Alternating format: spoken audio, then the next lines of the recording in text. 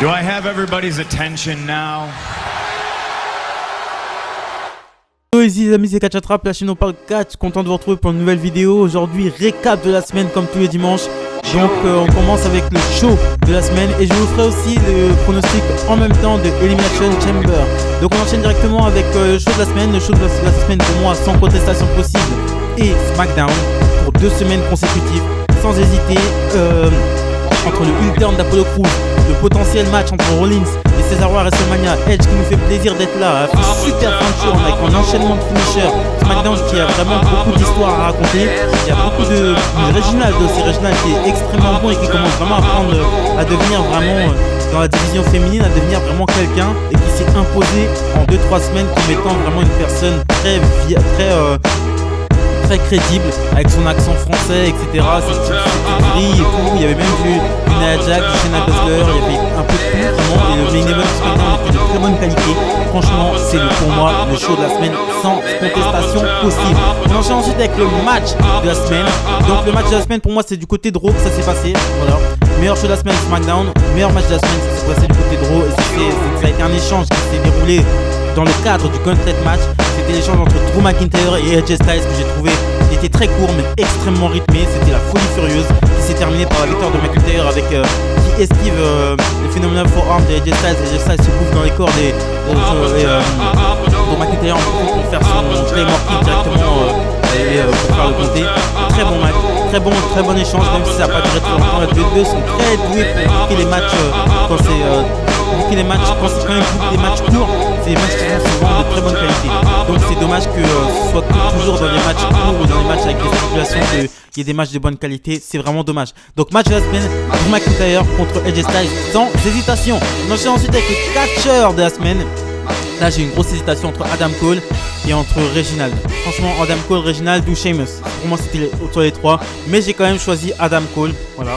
J'ai une grosse hésitation mais j'ai choisi quand même Adam Cole tout simplement parce il a repris sa carrière en main. Il a fait clairement un heel turn en s'attaquant à 2 fois à Kyle O'Reilly. Donc il met fin à The Undisputed Era. On ne sait toujours pas pourquoi il a fait ça. Donc il y a une sorte de mystère. Ça crée encore un mystère autour de NXT. C'est très intéressant. Et voilà, moi je voyais pas Adam Cole en tant que face. Pour moi, Adam Cole est il est pas très bon face. Clairement, je l'ai vu comment il a rivalité pour Todd McAfee et tout, non, c'est pas son truc. Lui, il est fait pour être heel. Et Kyle O'Reilly, par contre, lui, c'est un très bon face. Kyle O'Reilly est un excellent face. Et j'ai hâte de voir la confrontation de Adam Cole et Kyle O'Reilly. À mon avis, il nous réserve ça pour un takeover de malade mental. De toute façon, vous avez qu'à voir les rivalités qu'ils ont eues sur le circuit indépendant, les matchs qu'ils ont eu sur le circuit indépendant. Adam Cole contre Kyle O'Reilly, ça arrive et ça va nous faire du bien. On enchaîne ensuite avec le news de la semaine.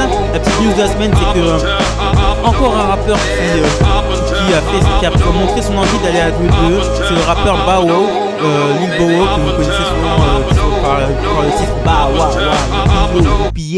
qui a dit sur Twitter, après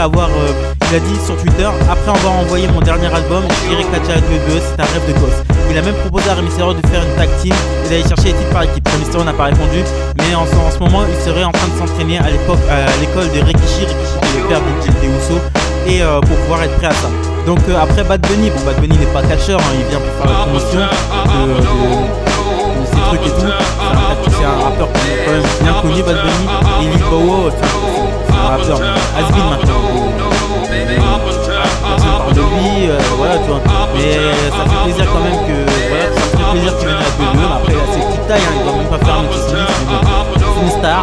Le WWE a besoin de stars, donc autant qu'ils viennent. Et je pense que bon, ça sera pas pour maintenant, ça sera peut-être pour 2 ans, 3 ans. Mais quand il faudra bien préparer à passer des shows télé. Et voilà, c'est grave cool. Donc on enchaîne directement avec Elimination Chamber. Les pronostics de Elimination Chamber. On enchaîne directement avec le premier match d'Elimination Chamber qui a été annoncé. Et ce match-là est un match annulé. Match pour le titre féminin. Asuka défend son titre contre Lacey Evans. Mais comme vous devez l'avoir vu à Raw cette semaine, Lacey Evans nous a annoncé qu'elle était enceinte. Et je pense que ce sera compliqué pour elle de faire le match. Je pense que ce match sera soit annulé ou soit ils trouveront directement une sorte de solution de substitution. Ils vont lui balancer quelqu'un à Asuka dans la gueule. Mais voilà, donc ce match en fait c'est dans la continuité du règne malheureux d'Asuka qui passe toujours après au second plan quoi. À chaque fois, Asuka passe au second plan, Charlotte passe devant elle. À chaque fois, elle a un règne anecdotique. Complètement anecdotique. Ça fait très longtemps qu'elle est championne depuis presque un an. Parce que Becky Lynch est partie depuis presque un an. Ça fait presque un an qu'elle est championne, mais il s'est absolument rien passé avec elle. Donc là, ça commence à devenir compliqué pour le titre féminin. Il n'est pas du tout mis en valeur. Pas du tout, on dirait que personne n'est intéressé par ce titre. Lacey Evans commençait vraiment à devenir quelque chose. C'est dommage qu'elle soit tombée enceinte parce qu'avec Ric Flair ça marchait très bien. Parce que sa gimmick de pin-up des années 60 s'associait très bien avec Ric Flair. Et je trouve ça vraiment dommage pour elle, putain. Parce que, bon, félicitations pour elle déjà parce qu'elle est en cloque. Et aussi, là franchement, elle commençait. Là franchement, je lui aurais donné le titre. J'aurais été Vince McMahon, je lui aurais donné le titre avec Ric Flair, ça l'aurait fait, mais de ouf, ça marchait très bien les deux ensemble, qui faisait chier Charlotte. Je pense que Lacey Evans est enceinte maintenant, mais je pense qu'elle va continuer à faire chier Charlotte dans les weekly. Je pense qu'elle va continuer à faire chier Charlotte. Donc voilà, c'est ce que je pense du match Lacey Evans contre Asuka qui sera peut-être annulé ou ils trouveront peut-être une solution de substitution pour aller affronter Asuka. On enchaîne ensuite avec le match pour le titre féminin par équipe. Shayna Baszler et Nia Jax font face à Bianca Belair et Sasha Banks. Donc match qui a été décidé lors du dernier SmackDown, je pense, vu le gros de la victoire de Banks et Belair contre Shayna Baszler et Nia Jax à SmackDown. Donc je pense clairement que les champions vont conserver, pas de souci là-dessus. Tout simplement parce qu'elles doivent aller affronter Naomi et Lana. Et Naomi et Lana contre Shayna Baszler et Nia Jax, c'est plus logique que Lana et Naomi contre Sasha Banks et Bianca Belair qui sont même pas à Raw. Donc je pense que Shayna Baszler et Nia Jax vont gagner. Et je pense que voilà, ça n'aurait aucun sens qu'elles aillent affronter Naomi et Lana. Donc je pense que c'est Bianca Belair, Nia Jax qui vont gagner. Et je pense aussi que Bianca Belair et Sasha Banks, il y aura une mésentente qui mettra les deux en rivalité. Je pense que peut-être que Reginald il va venir faire un petit truc je pense qu'il va y avoir quelque chose qui va mener à la rivalité vers WrestleMania. Parce que là, Bianca Belair et Sasha Banks sont plutôt des potes. Elles sont là, elles se saucent, ouais, moi je suis la boss, moi je suis la boss, ouais, on est les deux meufs Renoir de service, donc on se check, ouais, on est des meufs de la street, etc. Ok, tu vois ce que je veux dire, il y a quelques similitudes, bon, de toute façon la WWE, dès qu'il y a deux blacks, ils se sentent toujours obligés de les foutre ensemble. Donc le truc c'est que, bon, ouais, je pense que là il serait temps de mettre Sasha Banks en tant que heel. Clairement, il faut la foutre en tant que heel, c'est pas une face quoi. Foutez-la en tant que heel quoi. Foutez-lui, regarde, Reginald, tu le gardes comme il est, parce qu'il est pas face, il est pas vraiment heel, tu vois. Tu le fous avec Sasha Banks, puisqu'il est amoureux de Sasha Banks, et Sasha Banks se sert de lui pour faire ses coups de pute. Tout simplement, ça pourrait être très très intéressant. Mais il faut absolument que pendant ce match, il y ait un truc qui fait que Bianca Belair et Sasha Banks aient une vraie raison de se battre. Parce que là, ils n'ont pas vraiment une raison de se battre, c'est juste que Bianca Belair a remporté le Rumble, elle a choisi entre Asuka et Sasha Banks. Ce serait plus bankable de mettre Bianca Belair contre Sasha Banks. Ce serait largement plus bankable puisque Charlotte est du côté de Raw et je pense qu'ils vont nous la coller contre Asuka à WrestleMania. C'est la seule solution possible pour Monday Night Raw. Donc Bianca Belair contre Sasha Banks me semble être une évidence. Et il faut absolument que là, pendant ce match-là, il faut vraiment que ça parte en couille entre les deux. Voilà, il faut pas que ça reste comme ça, platonique, en tant que ouais, on est deux potes de la meuf de la street, ouais, moi j'ai mon point américain avec marqué boss dessus, moi j'ai ma grosse liane et ça. Non, il faut vraiment que ça parte en couille entre les deux, il faut vraiment une rivalité. Voilà, tu vois ce que je veux dire. Donc voilà. Donc Bobby Lashley défend son titre contre Matt Riddle et Keith Lee. Keith Lee a fait son retour après il y a à peu près 2 semaines, je crois, 2 semaines, mais il n'était pas là la semaine passée, cette semaine. Donc je pense que ce sera un très très bon match pour moi. Là il n'y a pas de souci là-dessus, hein, ce sera un très très bon match. Mais je pense que Bobby Lashley va conserver. Il va conserver tout simplement pour entamer un programme avec Keith Lee pour WrestleMania, parce que ce serait pour créer justement un WrestleMania moment pour Keith Lee en fait. Parce qu'il en a besoin, tu vois. Donc je ferai pas gagner le titre. Pour moi, moi je ferai pas gagner le titre à Lashley. Je ferai pas perdre le titre à Lashley là. Je le fais perdre à WrestleMania. Parce que Bobby Lashley est un champion fort. C'est un champion très fort. C'est un champion très très fort. Et les champions forts, il faut pas qu'ils perdent leur titre dans des shows anecdotiques comme l'Elimination Chamber. Donc je pense que Lashley va conserver. Et que Keith Lee, Riddle prend le pin automatiquement. Comme ça Keith Lee reste fort. Et ensuite Keith Lee ira affronter Bobby Lashley à WrestleMania dans un choc des titans. On enchaîne ensuite avec l'Elimination Chamber du côté de SmackDown. Donc celui qui gagne ira affronter Roman Reigns. Ça je n'ai pas compris quoi. Mais putain, mais qu'est-ce que c'est que cette stipulation à 2 balles quoi? Quel champion défend pas son titre à l'Elimination Chamber? Même Triple H en 2004, qui était la pire des pourritures dans l'évolution, est blessé à la jambe, défendait son titre au Chamber, même s'il est rentré en dernier et tout, et qu'il a fait juste un pedigree et voilà. il est rentré, il a fait quand même le chamber.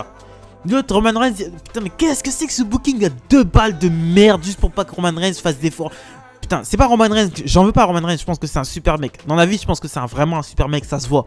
Ça se voit que c'est un mec bien, Roman Reigns. Ça se voit, il pue le mec bien. Mais son booking, c'est de la grosse merde. On a fait un heel turn, sous prétexte qu'il a fait un heel turn, tout le monde dit ouais, Roman Reigns, oh putain. En fait, juste parce qu'on voit pas un Roman Reigns comme d'habitude, vous vous pignolez dessus. Non, non, il n'y a pas à se pignoler dessus, les gars. Vous avez vu comment il est écrit?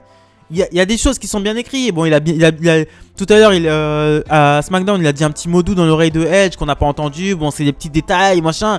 Mais en gros, c'est mal booké. Pour moi, c'est très mal booké.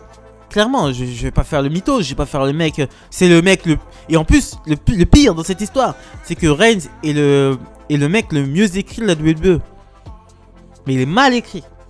Depuis un certain temps, il est très mal écrit.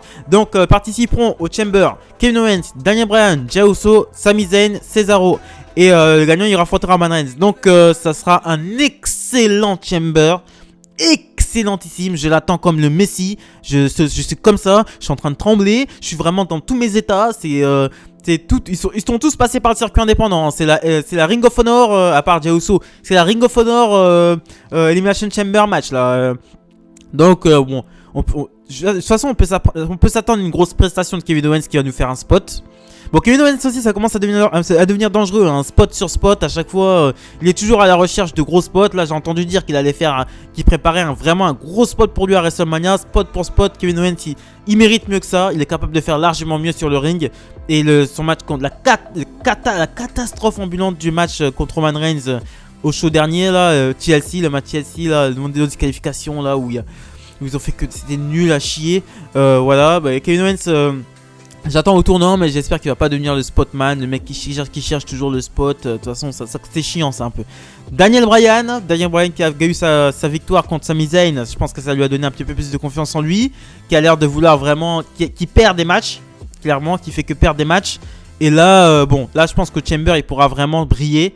Et je pense, bon, il gagnera pas, hein, faut pas non plus rêver. Mais je pense qu'il peut, voilà, il peut nous éblouir de par son catch, parce que c'est un magnifique catcheur. Et j'attends vraiment des trucs de ouf de lui, quoi. Donc, Jey Uso ne gagnera pas, ce sera sûrement le premier éliminé. Mais aussi, il peut claquer quelques super kicks.